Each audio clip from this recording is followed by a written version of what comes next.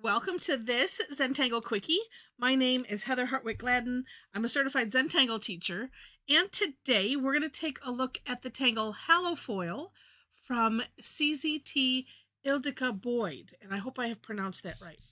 Okay, if you are following Inktober, Inktober Tangles 2024, put together by CZT Stephanie Jennifer, today is day 18.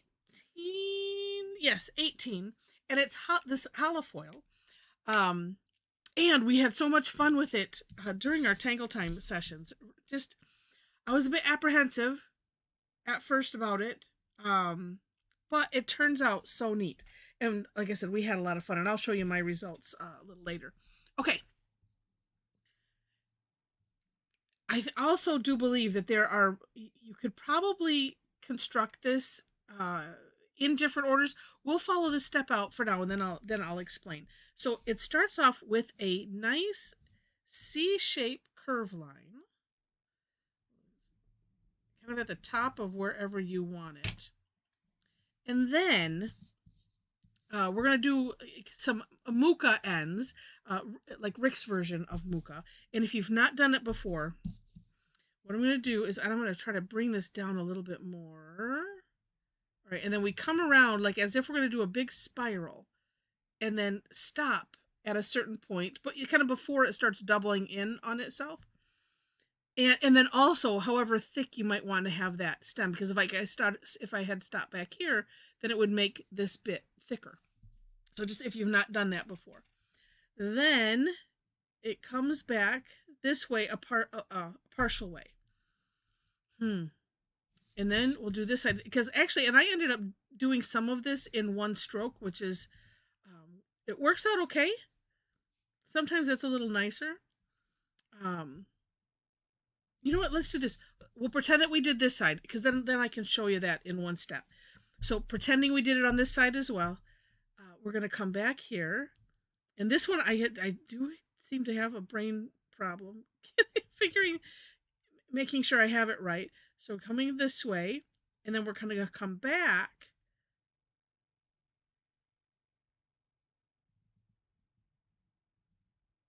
Yeah, like that. I had to think. I had to stop and I had to think.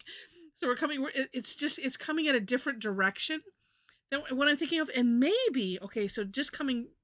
It's just occurring to me now. It's like if I had done this the level I wanted to, instead of doing this and coming back, do this to where you want it, and then if I think if I had just started right here at the end, then my brain wouldn't go, what are you doing? All right. So then on this side, let's see if I can do this in one stroke. So come around, do this bulbous part, come out, and then again, like that. Whatever works for you. And then what we're going to do is from these ends, and use the take off and land concept because it does help, and that is to trace over a little bit of, where you're coming from. So that's your runway. And then when you land, if you're landing on another line, same thing, just trace over a little bit. So let's take this, we'll add a little bit of a curve to it. And we'll come down here, maybe a little curve at the end. Same thing here. I kind of like that, flaring it out at the end. And that is it. So, and then I like to put little swoosh marks on my mukas. And so what's neat is you can have, there's so many different ways to play with this. Do take a look at the For More Inspiration link for just that, more inspiration. And looking at Ilda's,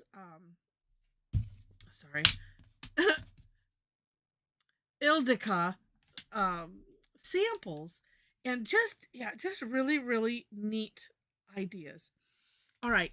So in my thinking about it, so if you're having trouble with it, again, play with how you do it. So like you could do it in one stroke. So I had gone through these steps in my head trying. I'm like, well, what if I started from here and carefully, went and did this just like I did, in one stroke. You could even come all the way down and then do the other half, right? That sort of kind of worked. Also, coming from the stem, I had trouble with it doing these backwards though. So I was doing it in the reverse order. But depending on how you want to position these, you may want to start with the stem so that way you can kind of have that placed. It's up to you because you could do that. You could start it with the stem, and then if you're carefully using the take off and land concept, it's just nice because that way you could pick it up from wherever. It's like, you could put the stem in here, you could do the C shape and then continue. Just lots of options with it. All right, so let's play with some shading, and since I have this pencil out, we'll use it. I like to do let's do, maybe besides having the little swoosh mark, and that's what I call it, it's just a little C shape. I do like to have some fun shading. Oh yes, these.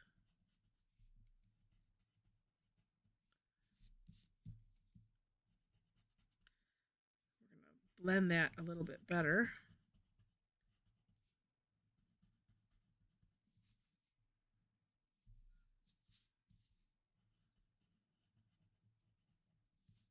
Yeah, maybe making a bit of a circle with it. A lot of times I do that when it's on the inside, but oh, that looks kind of nice. And let's see. Oh, let's put some up here to add some rounding. And I think what I'll do, because I need to play more with this. This is a 9B from Staedtler, and it's so much darker than just the number 2 pencil that I usually use. Just a regular. What does that end up being? I think it's an HB or something like that. Oh, see, this looks nice. And then let's just put some on one side. So I'm still playing with, how much to put on. And so what I'm doing here is I'm pulling some up so I can move it over here. It kind of works. Oh, see, that looks neat. And then let's do so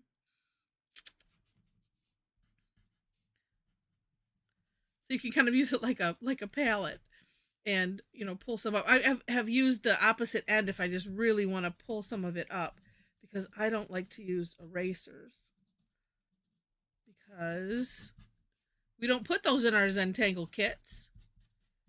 It's whatever happens, and play with it and see what happens and have fun with that. And I do like to do that. Oh, there we go. It's just really neat. And you know what? I'm going to do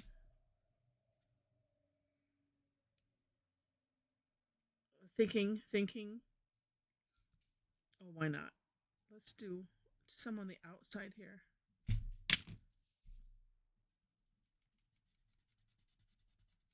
If your tangle tells you to do it, do it. Oh, yes. See, that looks neat. We'll put some on this side. Just right up there. Maybe a little here. Don't want to get the graphite remorse. But this kind of, it gives it a nice dimension. Especially if you just go a bit darker. So that way it doesn't just look like, oh, look at it. It's all gray. Yes. How fun. All right. And then, okay, just because I want it to be a little bit more dark here, using the colorless blender.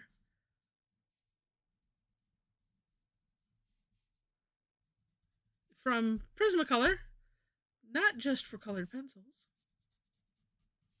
That way I can get kind of that edge a bit darker. Look at how that does that. Without adding any more graphite. All right. Fun. All right, so I said I was going to share what I did in these sessions. All right, so this is from the AM session, and I did just finish it up.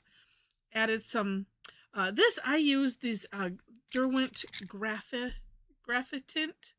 It's a water-soluble tinted graphite, because I like to play with things every once in a while.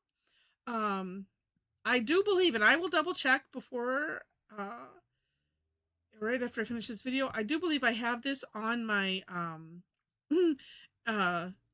enabler store, my Amazon link, which is in the description section in my link tree. So you will find that there. They're just really neat. And like I said, they're water soluble. So you just use a water pen or a water brush, excuse me, with, you know, like that, to make the colors. It's kind of like using watercolor pencils, but it's not. I like the earthiness of it. It's really, really neat. So anyway, so that was one. You know, I wanted them to grow out, and I did some traditional Rick's version of Muka there, and some therefore with some sparkly, clear, sparkly stardust pen from Sakura, and then had fun doing it. You know, having 4 of them, you know, coming from the center, and we also paired it with V-Wrap, which was yesterday's daily tangle, and Inktober tangle also. So anyway, just a lot of fun. Really, really neat. This I just added like regular little Muka stalks in there. And oh, and I see I didn't finish spreading out this soapstone. Well, all right, so as I do that, if you have enjoyed this, and I hope you have, please click on the like button. And if you liked it enough to see more, would love, that's better. I'd love to have you be a subscriber to the channel. If you would like to have this kind of fun with us, these are free sessions that I do every Thursday. I do it twice, so 11 a.m. and then 7 p.m. Eastern time. I'm here in Michigan, and so I think our time is going to change in a couple weeks or something. But unless there's, you know, a holiday or something I can't avoid, it's every Thursday. And then even at that, I will generally reschedule if I have a schedule issue. So I don't tell you how to do. We talk through the tangle, just so you know, and then everybody just has whatever fun they want to have. It could be working in a sketchbook, because I know we have some that will do that, and you know, and just work it out the way that they need to work it out for them, so that way they can use it later. Some, you know, kind of create their own step out book, so that they can go back and look. So it's up to you, whatever you want to do, which makes it even more fun. So come and join us. And I mentioned some other things on that link. It has all on the link tree. It has all my, you know, social media, all kinds of stuff like that. If you would like to be a part of our Tangle Addicts community on Facebook, there's a link for that. And then you just answer the 4 questions and you're in. Everything else is pretty self-explanatory on there. Oh, and for post, I do have a couple places that I post classes. Facebook is number 1. So if you follow my page, and then also on Eventbrite, and so that link is there as well. So, all right. So with that, thank you so much for watching, and I wish you happy tangling.